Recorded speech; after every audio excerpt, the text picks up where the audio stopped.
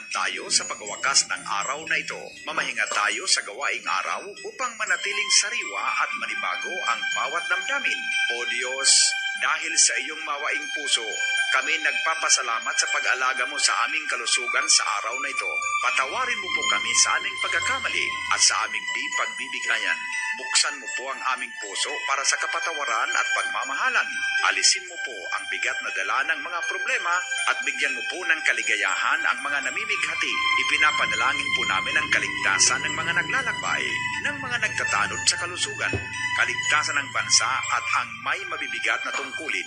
Ipagpatuloy po ninyo ang paglaan ng grasya sa amin at panatilihin mo po ang pagkakaisa ng aming lipunan bilang magkakapatid.